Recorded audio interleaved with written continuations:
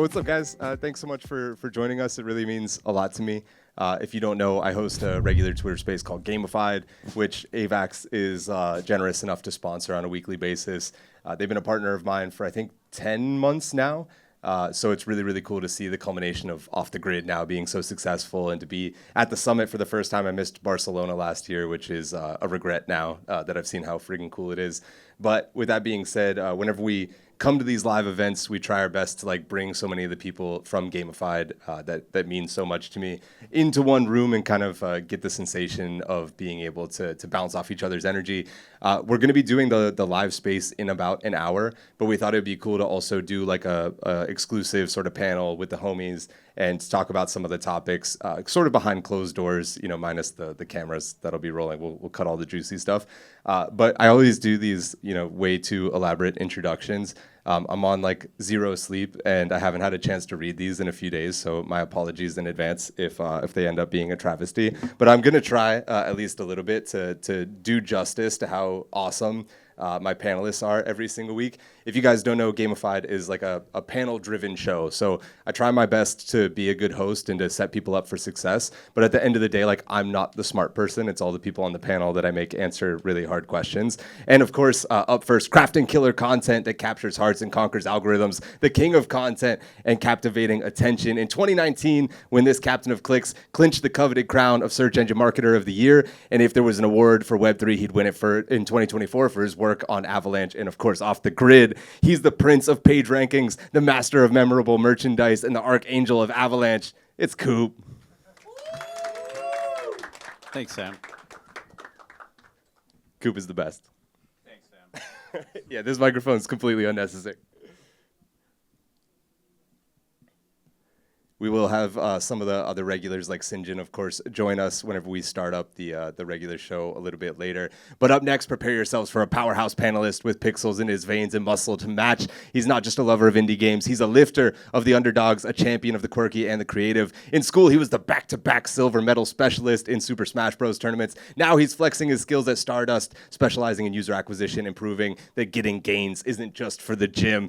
Up next, from Stardust, it's Wills.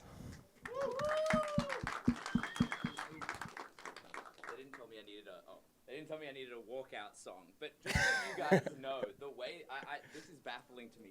Sam has these as post-it notes on a dock that he just zooms in and out of. It's the most chaotic thing I've ever seen. The guy's a madman. It's a glimpse into my brain, disorganized madness, but somehow it sort of works. Our next guest is a titan of courts and consoles. This journalist juggernaut has jousted through the ranks of dime and basketball insiders, juking the giants from players to coaches and executives. He's a Call of Duty obsessed former NBA reporter. Now he's the head of gaming partnerships at OpenSea, operating the OpenSea GG live streams. Ladies and gentlemen, welcome to the panel, the OpenSea operative, the crossover king. It's Oliver Big Rony Maroney. Big Rony. Thank you. Where do I sit? Right here? I'm afraid of Coop, Aren't we all? Yeah, he'll tweet at me mean things. Careful. And ladies and gentlemen, gaming enthusiasts and Web3 aficionados from across the digital domain, prepare to meet a mastermind with a legendary journey from the electrifying esports arenas of Overtime, where he led with laser-focused vision, to the intricate inceptions at Moku, where he co-founded with fervor and finesse. His influence resonates through every gaming, guild, and esports organization. But that's not all. He's also the brilliant builder of Axie Infinity's renowned creator program, sculpting a sanctuary where talent thrives and magic materializes. Welcome back to the panel. It's the Axie architect, the Moku Maverick. It's Hantao.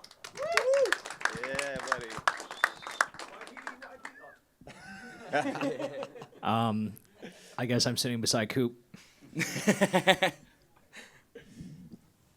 So every single week we cover topical things in Web3. So often whenever you see panelists talk or anything really in Web3, it's like an AMA where you just kind of have people preach the virtues of the thing that obviously they're there to make money off of you thinking is virtuous. What we try to do is instead give people a platform to have really open dialogue about trending things in Web3 gaming. I also see a bunch of people that I would love to get up here at some point if anybody wants to rotate. I see OG from Games GG. We got a topic about your guys' award show. Excited to get into that. Of course, Stash, Spike, so many other guys that I would love to get up here at some point. But with that being said, the first thing that I want to jump into is the success of Off the Grid. And I had a conversation with Connor from Xborg, a public conversation on Twitter. He was basically saying that Off the Grid should have already launched its token, and that this was a missed opportunity for them because they decided not to launch the token. Now they have all this incredible hype. It could be going parabolic. It could be worth bajillions of dollars. And he felt that this was something they wouldn't be able to recreate. My argument is that it actually shows more faith in the product itself because they decided not to launch the token, that they're actually delaying their own vesting schedules from starting and showing that they believe that for the next 4 years that they could actually do this, not starting today, but starting in the future, which is an incredible show of faith in their own product. So with that being said, my question for the panel is, do you guys agree with Sam's side that they're correct not to launch the token yet? Or do you agree with Connor's side that they should have launched the token? And if so, what's your reasoning? Now, with that being said, it's a really big question. And typically we do this on Twitter Spaces where you raise your hand and it's really obvious who you want to go to. Oliver throws the hand up. No. That was perfect timing. That was an illustration of what's going on. I'm fine. I'm fine to go. That's fine. No, I'm with Sam on this one. For years, it feels like we've been banging this drum of oh, you need a game, bring the games, we need an actual product that we can play. And now, why did the script flip from that to, oh, we need a token, this is what we really need? I don't get that narrative. We're all in gaming up here. We've played games for a long time. I think the whole promise of Web3 gaming is that you get to own these items. And I think that Off the Grid has done a really good job of showcasing, as you mentioned, the product and what it will be and what it looks like today. And so I don't think they've missed any opportunity. I think it also starts off, if they do it now during this time, where does it end? The people are going to keep asking for things. It's setting expectations at an outrageous clip. And I just don't think you can continue doing that with both the Web3 and the Web2 side at the same time. And so for me, I think you're absolutely correct in the fact that, absolutely.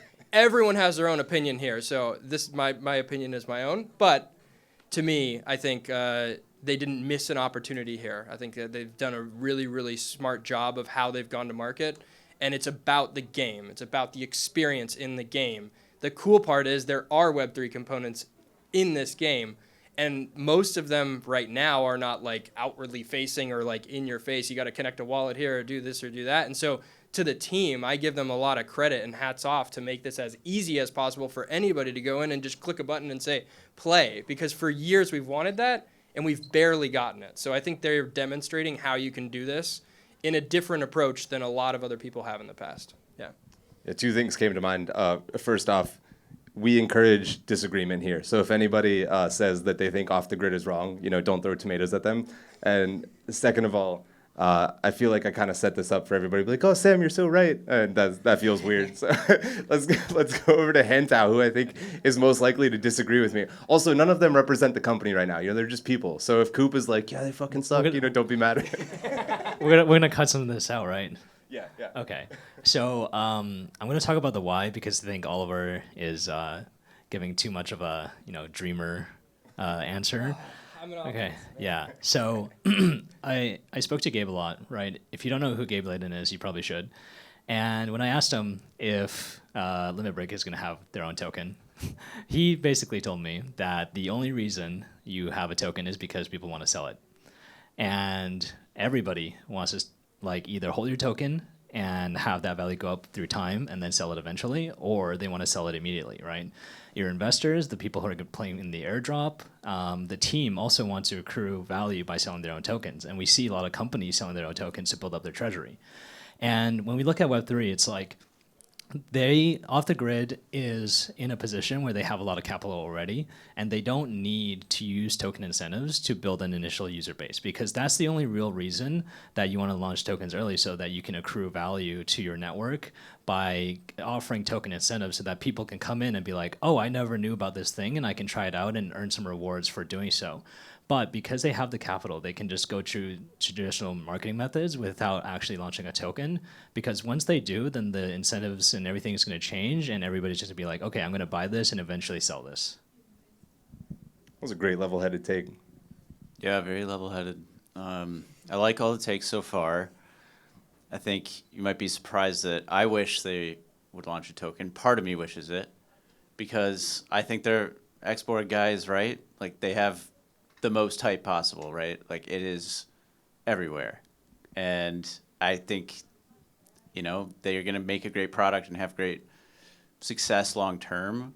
But is there ever going to be as hype a moment to launch a token? I don't know. And hype does matter for the token people. You know, there's a ton of people in the space that love tokens. They're degenerate gamblers, and that's what they want. And I think that aspect is could be missed in a way here. That doesn't mean off the grid is going to be less successful. I think they're going to be super successful long term. Just the hype moment is now. Yeah, it's going to be really tough to recreate this. Even if they have just as much success, have 200,000 concurrent viewers on Twitch, then we're going to say like, oh, well, we kind of saw it coming now because they've had some experience. Also, I wanted to give a shout out to Wills also from StarNet. Wills and StarNet are my other sponsor right now, so big shout out to them as well. Love you guys. Love you too, Sam. I think what Off the Grid is doing is really interesting, and I think, you know, the people who, you know, as Hantal said, want the token to launch, want to sell the token so that they can make money off of the token. And I think it's become clear to me, because I interned at the Ava Labs team like 3 years ago, and, you know, back then Off the Grid was a specter. They got their investment and then they didn't talk to anyone. They just built their game, and I think the way that they're approaching this seems to me to be very, very cautious. They're very clearly a Web 2 team. They know the playbook. They know what people are scared of, and they know that the sentiment towards Web 3 isn't great, which is why they're slowly rolling things out. Like, all we know at the moment is that, or all the public, you know, Web 2 players know at the moment is that Off the Grid will eventually have some crypto functionality. They don't know the extent of it. They don't know, you know, if there will be a token.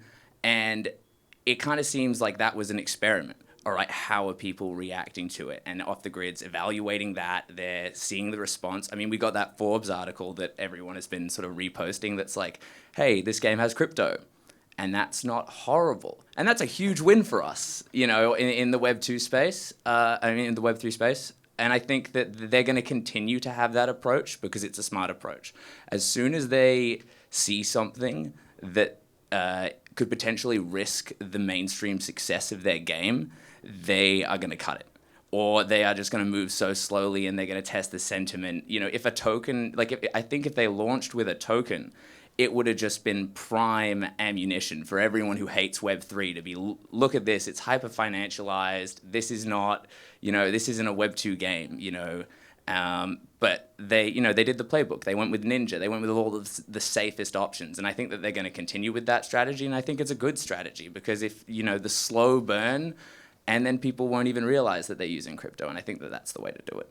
So I guess I agree with Sam. Classic. Classic. Appreciate all you guys' takes on this. Also, this guy has the alpha. There's a few more beanbags over here. I appreciate the conviction sitting on the concrete. You guys are real ones. But if anybody wants to snag a beanbag, by all means. We're going to move on to the next topic, which is Azra Games just announced a couple of days ago. They raised $42 million in a Series A, which maybe sounds like a ton of money, maybe doesn't, except for they're a mobile game. And this is a Series A. Whenever we just saw Illuvium, who I think raised over $90 million, their Series A recently was $10 million. And they talked about how hard it was to fundraise in this market. So it's really interesting to see. If anybody doesn't know, Azra Games has Mark Otero, who built Star Wars Galaxy of Heroes, which raised or made $1 billion in revenue. So I think that reputation is part of it. Some Web3 games are notoriously overfunded. Some Web2 games are notoriously overfunded too. Honkai Star Rail was the predecessor to Genshin Impact, and they had $400 million of budget just for marketing. And so my question for this panel is, do you find it to be bullish or bullshit that these guys are raising $42 million in just a Series A? I think they had at least 15 million prior to that, so about 60 total at this point for a product that nobody's really seen. There's been a couple of teaser videos and they've pivoted genres a few times. What's your reaction to that? Do we feel like this is money well spent from Paradigm, or do we feel like it's a disaster waiting to happen? Coop? I have no idea if it's money well spent, but I'm glad to see it because I want more money in the space. I want more funding. I want people to be thinking about more funding and how they might be able to launch something. They might be able to come from Web 2. I think that's good for everybody in the space, as long as they're not a complete disaster. But it sounds like they have some great experience in the past doing something similar, maybe big budgets. Did you say it was a mobile game, though?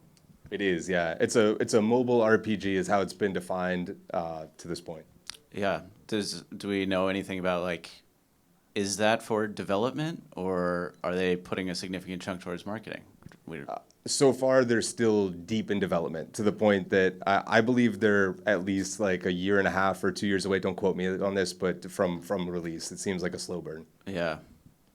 I would love to see it spent on marketing and have it be a success. And not all 42 million, obviously, but yeah, I think we need more big budget marketing spend for good games in the space, and it's going to lift everybody up. Great take.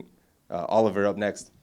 Yeah, I think I generally agree with Coop. Like, we don't know what we don't know. And, like, right now there's very little out there about what the game is or how it works or operates from that perspective. But I think it's interesting. I don't want to critique it because, like I said, like you said, they've got a good background. I think the teams that have done very well in this space, for the most part, not all of them. I'm not going to say that every single one is the same. But, like, Off the Grid is a good example of this.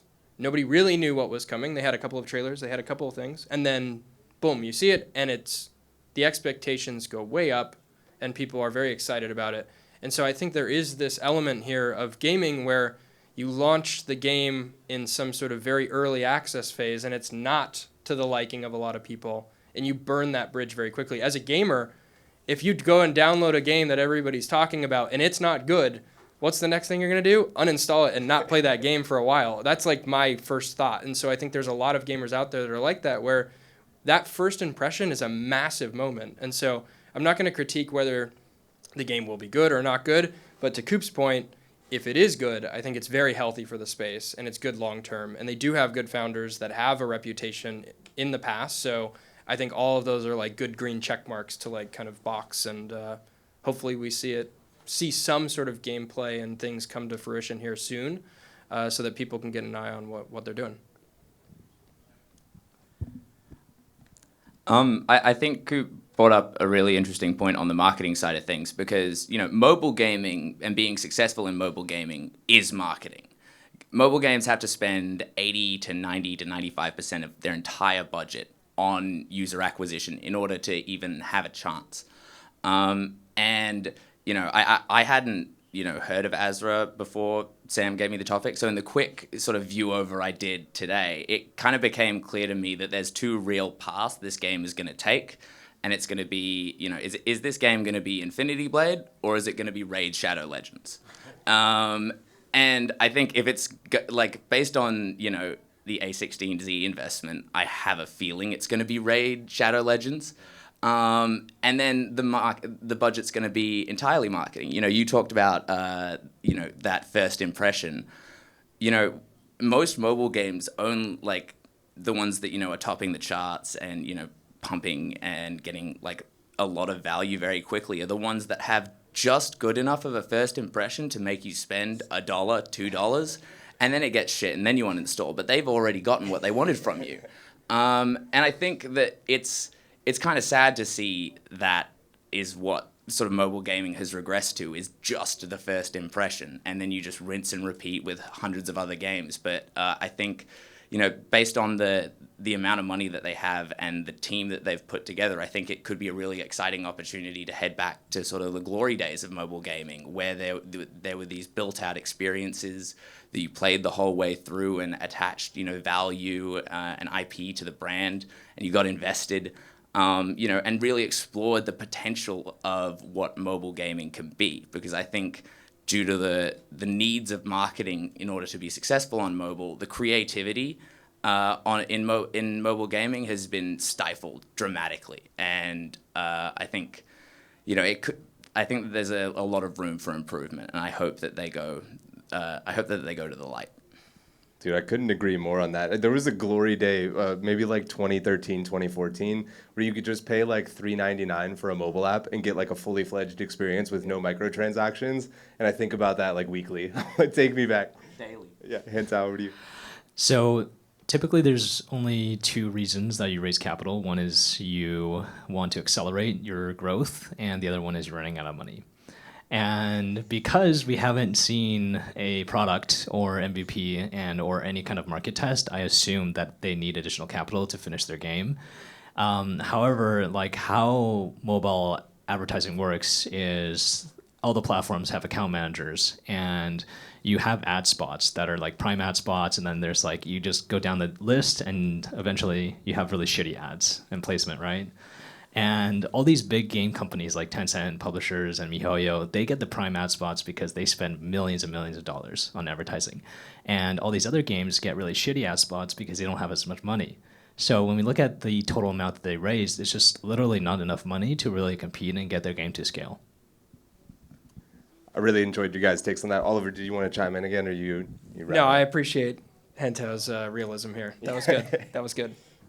I think that that's actually a really interesting point, and maybe points to the argument of it not going the traditional, mobile marketing route. Because if they're not trying to raise that much to compete in that sphere, maybe they have an alternate strategy. So I'm a little bit more hopeful with that point of view.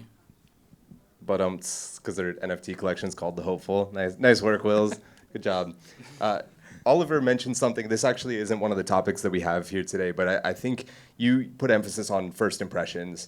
And we've seen a really stark contrast between Off the Grid making an incredible first impression and saving up for 5 years to be able to make that first impression. And then I think there's another example of Shrapnel, who was one of our partners for a long time, where they tried to make that first impression super early on, arguably whenever it wasn't quite ready yet. And then they tried to perform live ops, which is very expensive and also sort of hard to iterate while you're in that process because it takes a lot of developer resources.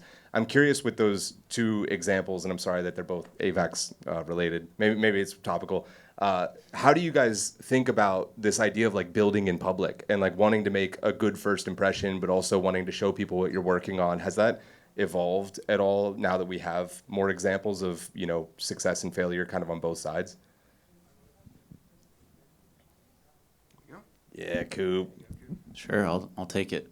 I haven't thought deeply about this, but it did come to my mind with Off the Grid, especially. And I think just quick thoughts are like, I still like the idea of founders being in public and sharing their experiences and thoughts and why they're doing certain things, but maybe toning back a little bit on the actual gameplay in public. I've also noticed it with some games on Ronin where they launch something and, everyone's excited to see that launch, but that at the end of the day, there's just a lot of complaints. And, I think the complaints really take away from what it could be in 6 months to a year, potentially. And definitely with Shrapnel as well. I mean, people were excited to get into it initially, but I think that a lot of it left a bad taste in their mouth, and it hurt them potentially longer term. Oliver. Yeah. I think audience has a lot to do with this too, right? Like who your audience actually is. I think Shrapnel was very Web3, and the traditional route for Web3 first game, it felt like, I guess you could call it, for lack of a better verbiage here, but for a Web3 first game, I think it is quite important to have your founders in public, and there's probably a happy medium of like how much you do of that. Do you share all this gameplay? I think what's interesting is like we talk about another, like Paul is always on these Gamifieds too, and Wildcard's done a pretty interesting job of leaking some gameplay, having people in private Discord chats, sharing some tidbits here and there, doing different things. They're very strategic in how they're like kind of planting these seeds and not setting the expectations too high. I think that was one thing I said about Off the Grid too. It's like you have no expectation going in because you do not know. Like most of the public did not know what to expect from this. And then you see Ninja streaming it, and you see everybody at once kind of streaming it, playing it, everybody's enjoying it, the gameplay's great, things like that. And so I think there's just very different approaches based on the audience that you have as a game. And so what I would say is I don't think there's a right or wrong way, but I do think it's a cautionary tale of like how much do you put out there and when do you put it out? It's like pretty crucial to that process. And we do know in Web3, I think it's probably more emphasized that first impression, regardless if it's gaming or not, NFT collection, whatever. If your launch or mint goes bad, guess what? You're forgotten about instant. It feels like that is a very tough hill to climb. Like we've seen Pudgy Penguins and a few other NFT collections where they've, weathered the storm and then gone up because of founder changes or things like that. But otherwise, is very difficult to make that kind of redemption arc again. And so to capture the mindset and audience of Web3, I think you need to have a very strategic and thoughtful approach as you're going to market with your game. Yeah, it feels emphasized in Web3 because so much of it is earned media. In Web2, you're like, oh, we'll just turn the faucet on, we'll market to a different demographic, or we'll go to this country or that country. But in Web3, it's like there's some gatekeepers, and if they have a bad impression of you, you're kind of screwed, at least in the short term. Hantao. Wait, it's earned media? I thought every post that people made in Web3 was paid. Yeah, hashtag ad. Sorry about that. Oh, yeah. So I think every company should actually have front-facing people because that's part of community building. I think that one of the things that Riot Games did really well early in the days is like making sure that their players really knew who their team was and that they were happy. I don't know if anybody remember like being on their forums and then like all the staff would come in and be like, hey, if you're missing 5 RP, just draw a picture of Timo and we'll give it to you, right? But I think the problem with building in public is the cycles for development are really long and the expectations for players are very, very high, much higher in Web3 especially. But gamers is like one of the most critical group of people, right? And when Shrapnel was launching their patches like every month, they would do a play test. There's just not enough time to produce new content because you're doing live ops and you're trying to make new content. It's just like not enough capacity. Yeah, plus just not even adding new content, but trying to fix like the mantling system. I remember it was a big deal for them, but it's not necessarily new. It's just a little bit more polished, which doesn't move the needle all the time. Wills, what's your take, buddy? Yeah, I think Hantao's sort of exactly right with the sort of, dealing with that impatience. I think you were hitting on this, the importance of that first iteration, that first product is essential because I think depending on sort of how you market things and how you discuss things, and I think looking at Web 2 is very helpful for this. Like I think Hades is a great example of a game that came out. I think it was a year and a half. I was late to Hades, but they were in early access for a while, and they did it really well. They made the community feel heard, and even games that sort of launch fully, and ensuring that you're have a feedback and a dialogue, like Hantao was saying with Riot Games, that's what's essential because you can't speed up how long things take, but you can improve the way your community feels about that time. Like, for example, Space Marine 2 just launched, and they launched a fully fledged game, but they have this forum where you can just go and post ideas. Yeah, Omar's thumbs downing because he hasn't been on the forum and seen all the cool ideas I have. But it's and they move them around. The developers will respond and be like, "We can't do this. We can do this. Thanks for commenting." And the content takes time, but I feel like a part of something. Like when I'm bored, I'll just scroll through ideas, and I think in Web3, we need a little bit more of that. Yes, we have Discords and all of that, traditional degen stuff, but I think, gamers are impatient. Degens are a whole nother level. And even I didn't sort of fully comprehend how long game development took until sort of, getting waist deep into the industry.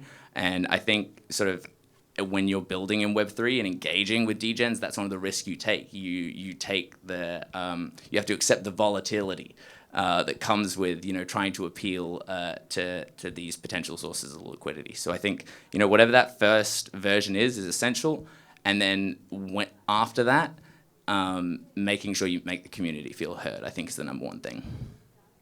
That was awesome. Thanks so much, guys. Really quick, I just want to give a shout out to our amazing translators. I think it's the coolest thing ever that they're live translating for us. If you guys could give us a quick round of applause. Woo! Thank you guys so much. I hope if anybody's listening in Spanish, they're also enjoying the show. That's never happened to me. We've done some of these before. That's a first. We're going to talk about the G3, the Games Awards. Shout out to Omar, by the way, the founder of G3. Appreciate you, man.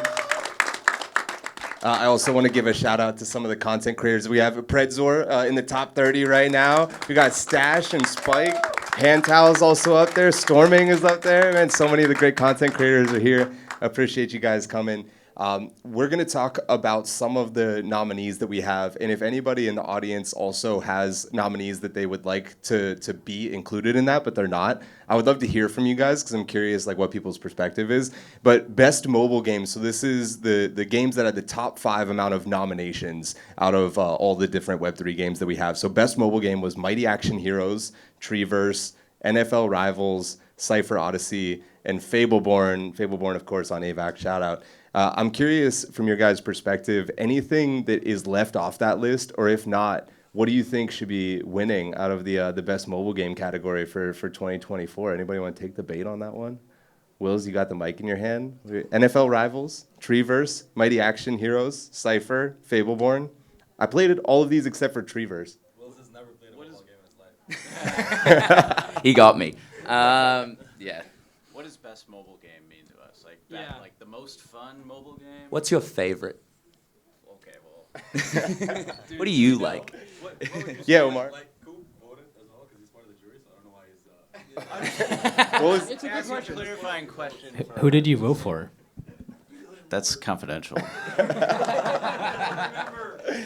what was your criteria? Whenever you were voting, what did you think it meant? It meant, yeah. Who offered me a KOL deal? No, I don't do that. I work for Avalanche. Hashtag ad for Avalanche. For me, it was kind of just a loose like, who's my favorite? Who do I think is doing a great job and deserves that recognition? And I didn't have that strict criteria of like it is the most fun game specifically. It's a combination of things. And so for me, I definitely put Fableborn on there. And NFL Rivals for sure as well. I think they're quite different. NFL Rivals is like a mature game. It's working. It's in the market. It has a lot of players, and I think that's just impressive. They don't get a lot of love in Web3 because I don't think there's as much speculation available, and they aren't, publicly building. And so they lose some points to me for that. But and that's where I think Fableborn is really, really good. I think Cam has stepped up this year and like explaining more of his thought process, and he has some awesome experience in the past. And so hearing from him while also seeing how amazing the game actually is has been great. But on the other hand, it's not out yet, and I think the games that are out and live and working deserve some credit. Yeah, isn't it kind of weird looking at this list? I think Mighty Action Heroes is like pretty public. NFL Rivals is very easy to download. I think they have like 6 million downloads. But Treeverse, Cypher, and Fableborn, like Fableborn, I can't even play right now if I pull out my phone out of my pocket. Cypher, I think, is on testnet or test flight, what they call on the iPhone. And then Treeverse, I've never been able to play. It's bizarre, dude. Yeah, fight me, Omar. It's weird to me that we're getting off the grid before we just get like a good mobile game whenever the development time should be a lot more compressed for this, in my opinion. I don't know if anybody wants to touch on that, but Oliver was. Yeah, you would think the development time would be a lot shorter. I do think integrating Web3 into these may be a little bit more tricky, and how you do it from the front and back end with all the app stores and how you apply for the listings and things like that. I don't even know all of the detail, but I know every mobile game developer will tell you, hey, we have to figure out how to get a Apple, Google Play Store, this and that, and like that feels like its own like ridiculous process in and of itself. And so I think a lot of that comes down to that portion of things. If we're going back to the original question on like the best mobile games, I don't think I have one, obviously, but I think to Fableborn's credit, Cam and that team is very strategic about how they have launched this, done it. The game is obviously not out in public, so losing points in certain areas, but I think in terms of how they are doing it, it's a unique game loop, it's a unique game. I believe that they've shown a lot of growth in the game, and so I would add points for that sort of thing, as well as how fun is the game, how can it keep me there. For a mobile game specifically, I look at how long can it keep me in the game, because a lot of mobile games, you play one game, you're done with it, you play again the next day. Some mobile games I can stick in there for 30 minutes or 45 minutes and be stuck in that game loop, and so I personally would value that more. Not to say that anyone else would, but when I was doing the judging or jurying or whatever you want to call it, that was a big portion of why I voted for Fableborn as one of the 5. The other piece I would add is NFL Rivals, to Coop's point, very popular.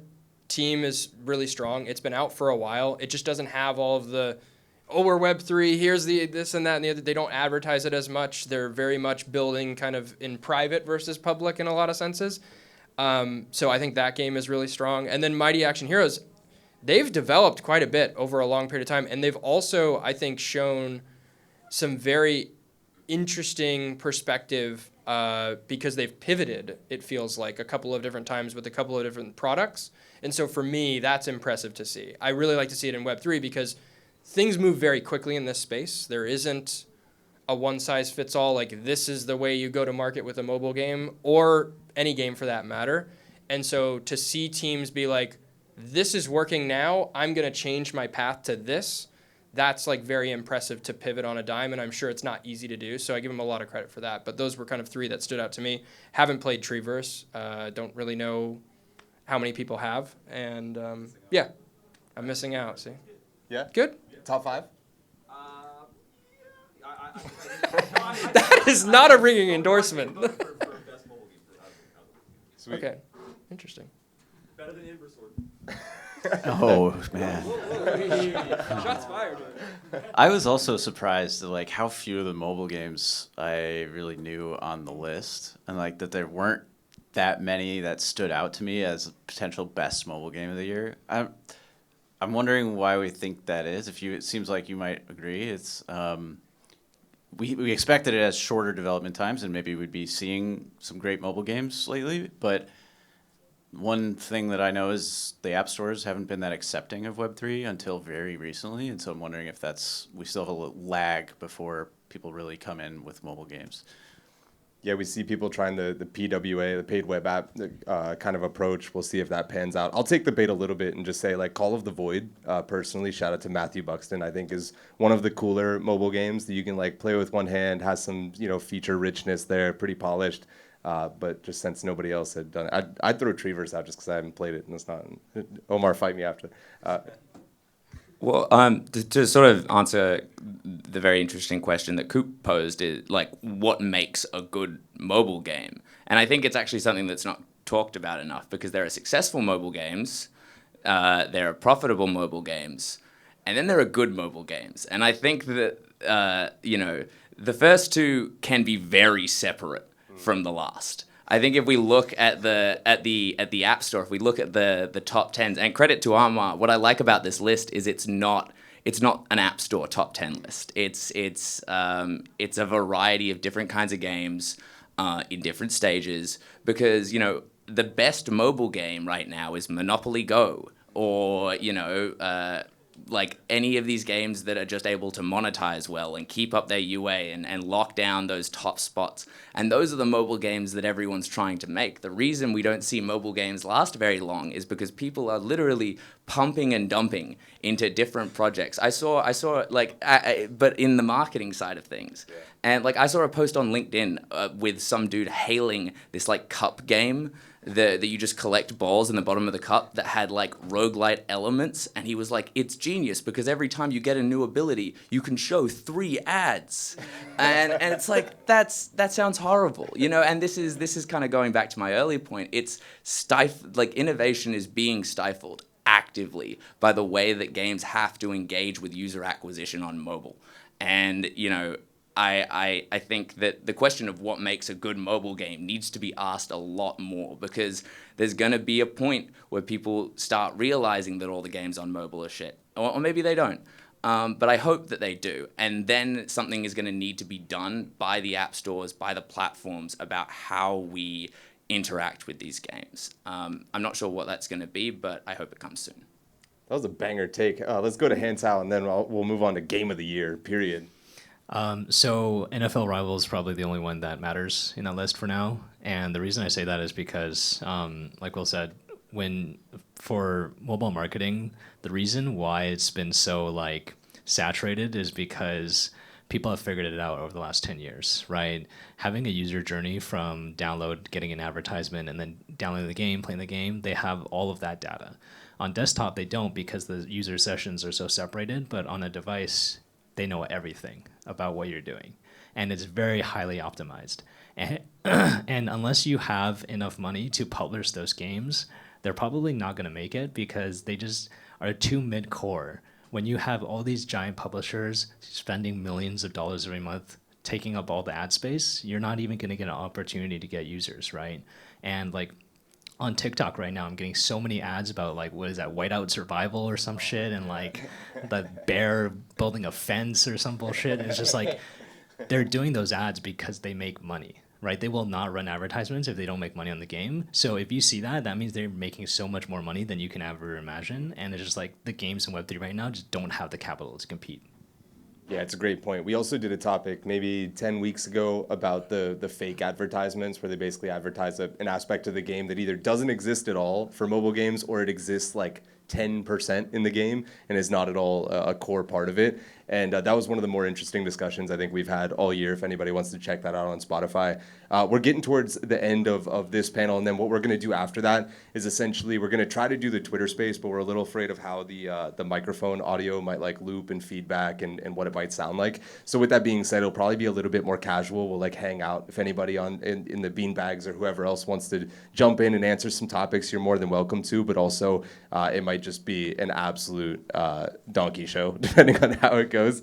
We're going to move on to Game of the Year, though. We have the 5 nominees as Pirate Nation, Pixels, which had its time in the limelight, Off the Grid, of course, big shout out. Can we get a round of applause for Off the Grid? Maybe you love to see it. Nyan Heroes as well has had a really good run the last few months. And then, of course, the Game of the Year winner last year, Parallel, which I'm a big fan of, the TCG. So, again, the question is, would you guys take any off of this list, add any to this list that you think deserve to be in the top 5? And if not, what do you think deserves to win that's on this list? I'll go through it again. Pirate Nation, Pixels, Off the Grid, Nyan Heroes, and Parallel. I think recency bias would definitely tell me that Off the Grid is the winner, but at the same time, there's definitely cases to be made for people that have been grinding it out this year. Off the Grid, #ad. And I think Nyan Hero should be removed. Oh, anything you'd put in there to take up that 5th slot?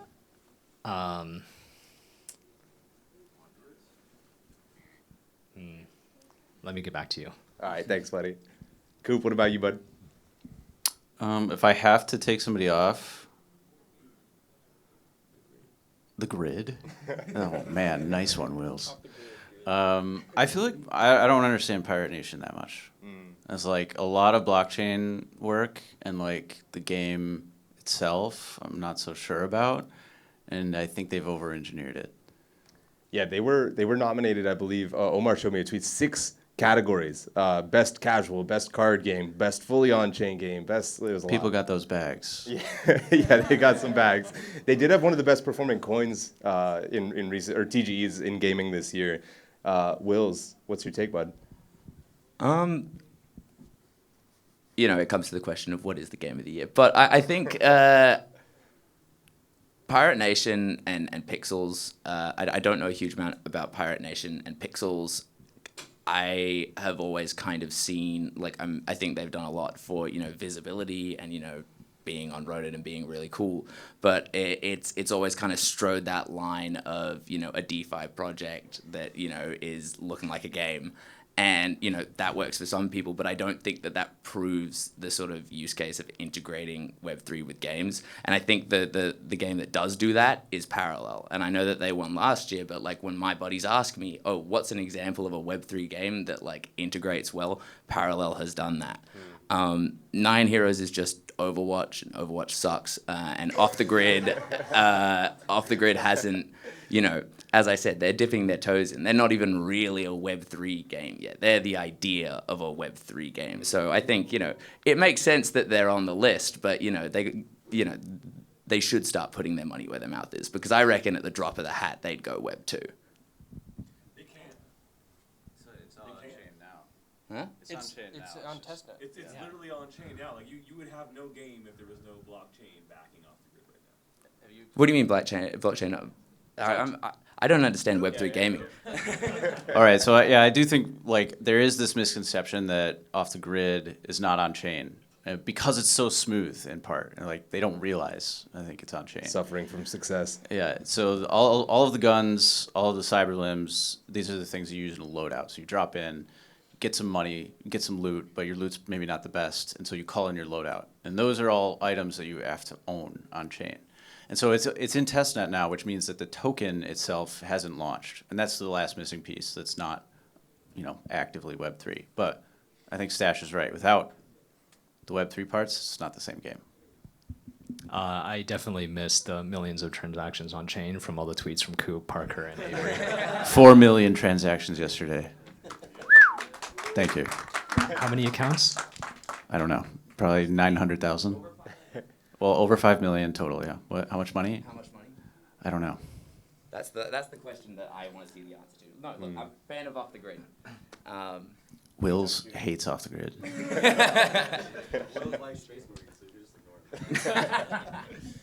I'll touch on the game of the year topics a little bit. I think what is game of the year is a very good question for this because there are very stark differences in what these games are. I would put Pirate Nation and maybe Pixels in a similar category, and then I would put Off the Grid. I don't even know if I can put Parallel in this game category. One's a TCG and one's an FPS. It's just, it's based on what you like, right? Then it comes down to based on what genre you play the most, what you have an affinity towards. So for me, it's very, very hard to say, and I know it's a cop-out answer, what is the game of the year? But I think that is the bigger question, which is, what do you like the most? Because all these games are varying in kind of the genre that they're in. In terms of games I may put in, I don't know who I would replace. I don't want to tear anyone down here. I would replace Pixels in a second, by the way. No, I'm just kidding. Games that I would put in, I think My Pet Hooligan is quite interesting. I know that they have a game loop that isn't all the way there yet, and I think they have some things that they're still working on, but I think My Pet Hooligan is pretty compelling. They've been at a lot of events. They've done a lot of things, I think, over the last year. The other one that I think is kind of a sleeper and one that has a smaller team, so I don't think they get the same level of credit. I think Wanderers is a really compelling game and has a lot of interesting features that I personally like, and it makes it unique. It's one of the only games in Web3, in my opinion, that you could put in an arcade machine right now and people would play it, just like that, because it feels like that type of game, and the visuals and the art direction are very strong. So those are two games I would maybe put in the conversation at least. This is for Omar. I actually give Eliza this feedback. It's kind of disappointing we haven't seen more titles in the voting categories, actually, because there's a lot of games from the previous years and a lot of games still kind of riding that legacy that they had, but we haven't seen a lot more new games and new titles that people are really excited about. I think the tricky part is most of the games in the space are not finished, and so last year's nominees are still in early access this year, so it makes it a bit tricky. There's a fine line between, for example, Shrapnel was most anticipated 2 games in a row. They're still technically in early access, but we're like, guys, you can't be most anticipated again, so you have to be in best FPS technically, right? So it's rigged. There's that line where you it's hard to not include something that's still in development, but yeah, that's why we got you guys. You pick. I don't pick. I don't know what you're talking about. Could we, I don't know if you have time, but could we say somebody we think might make it in next year? That could be an interesting I was actually topic. just about to do that. Do you have one in mind? Go ahead. In my mind, I'm hoping for MapleStory. I think MapleStory has great opportunity, awesome IP, and they're really going into on-chain and they believe in it. It's it feels similar to, a lot of the best games in the space where they really believe in it and they're going to integrate it deeply, but they have this superpower of having an amazing IP. And so I hope by the end of next year they make the list. Let us play it. Yeah, hopefully they also fix that. I've heard they are working on that, so shout out. Hope that gets resolved soon. The two that I would throw in for next year, because I've played them plenty, but I don't think people have had the opportunity to. One is Wildcard, and then Stashy. I just whispered the other one at me. Sparkball is, as a MOBA player, a true paradigm shift of MOBAs, and not just because it integrates Web3, but because they actually have evolved the genre. And Wildcard is the same thing. Like if you've played Clash Royale 7 years ago or whatever, they basically took Clash Royale, merged it even more with a trading card game, and also added MOBA elements. And this idea of genre bending, I think, is so interesting. And then you pile Web3 on in a meaningful, interesting way. And I could geek out about it for a while. Who else would you guys expect next year? One that's in the space that is not on this list currently that I think will be there next year, based on like what I have seen some sneak peeks and stuff for. Wilder World is up there for me. I actually think that they are heads down and have a pretty unique kind of like GTA vibe that I think could resonate really well with like the crypto and Web3 elements. So I expect them to be there next year, hopefully. Yeah, we finally got a taste of the racing game, and depending on how far along the open world aspects of those games are, or that game is, Yeah. I think they definitely have a chance. It's just a matter of, man, it takes so long to build that. I mean, GTA 6 crazy. is what, like 11 years deep in development or something? Yeah. And like $1 billion, so it remains to be And seen. MapleStory. I mean, this is a very compelling Web2 IP. People have played this for years and years and years. Yeah. I think it translates. There's a lot of in-game economy aspects that feel like they could translate.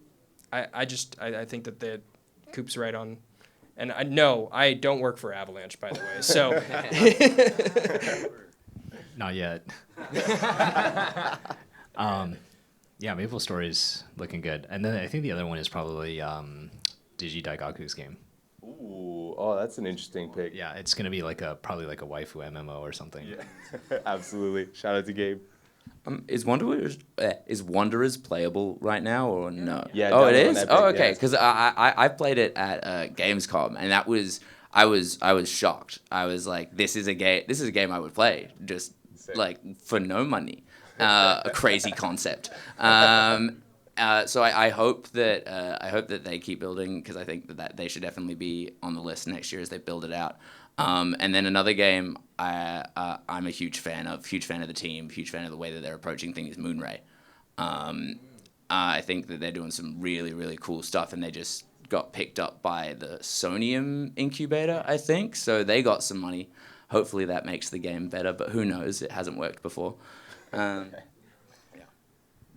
Well, Riststorm, yeah, another good one. I got to play Riststorm all the way back at GDC a year and a half ago, and they already had it like on a Steam Deck, and so almost 2 years of development later. Ever hype trailer was in the first awards 2 years ago. That's crazy, man. Dude, shout out to the builders that just keep it under wraps. That is going to do it for today's show. For now, we're going to go online in about 5 minutes. Like I said, if you guys want to try and hang out, we'll see. The audio might just be a disaster, but that's the live panel. Big shout out to all these amazing panelists: Coop, Hantao, Wills, and Oliver.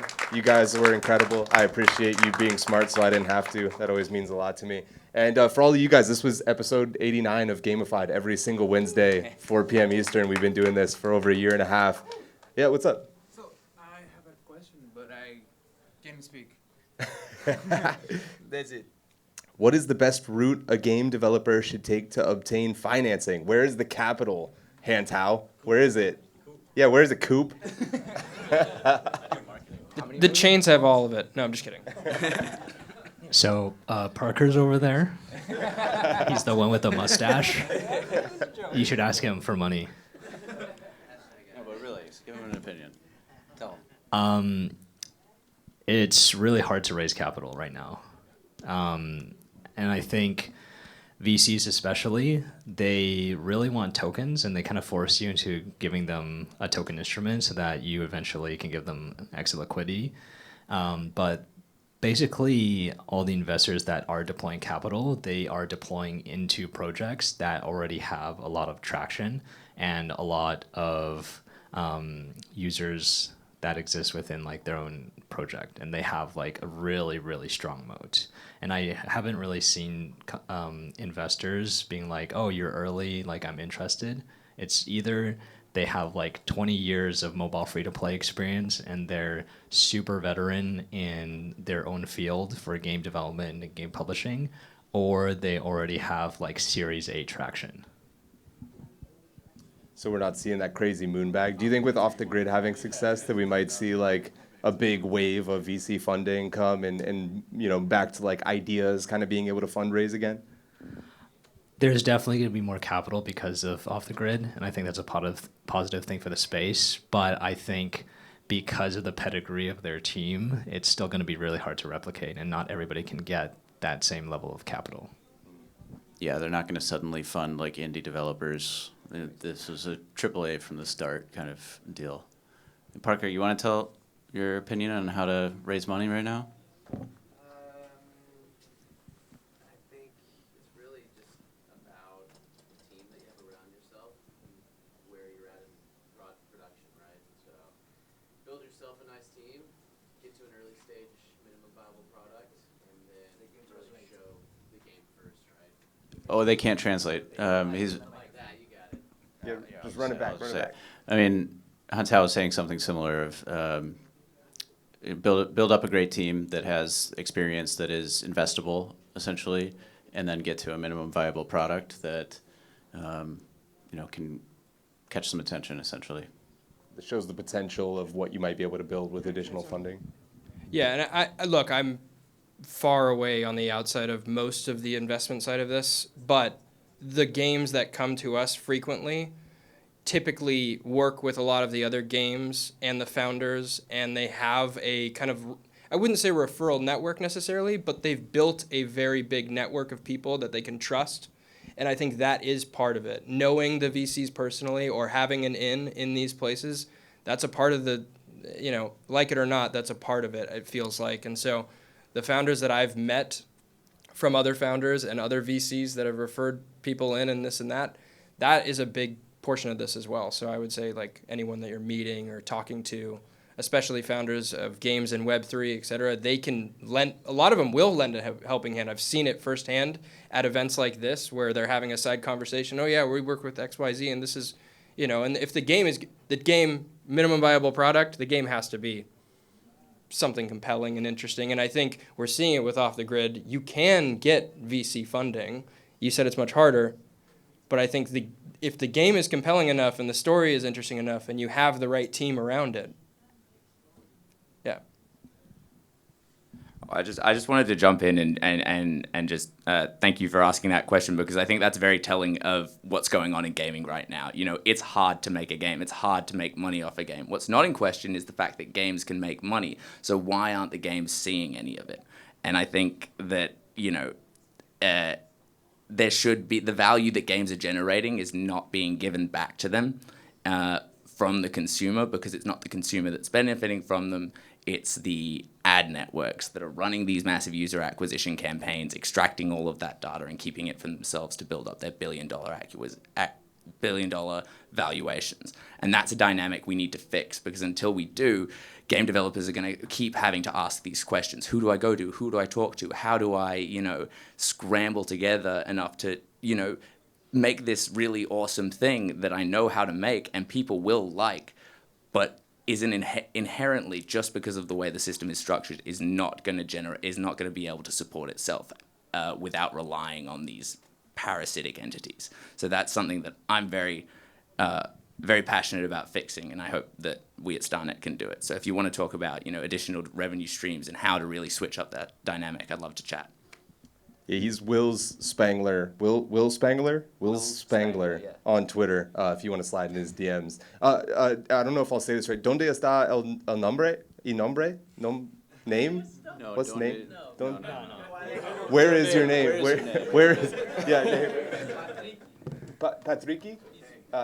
I just think it's really cool that you had the balls to bring your phone up and ask a question. So thank you so much. Give him a round of applause, man. If we can help at all, slide in the DMs. We'll do our best. Sorry that my Spanish is trash. We're going to jump onto the Twitter space now. We have a bunch of people jumping in. A bunch of these guys are going to be, also on the Twitter space. And real quick, I just want to give a shout out to Knock. Knock had a really scary health incident, but he's been a big supporter of the show for years and years at this point. And he's finally back. This is his first episode back in real life, or not in real life, online. It's awesome, dude. I'm super excited. Thank you, everybody, for joining us. Appreciate you guys tremendously.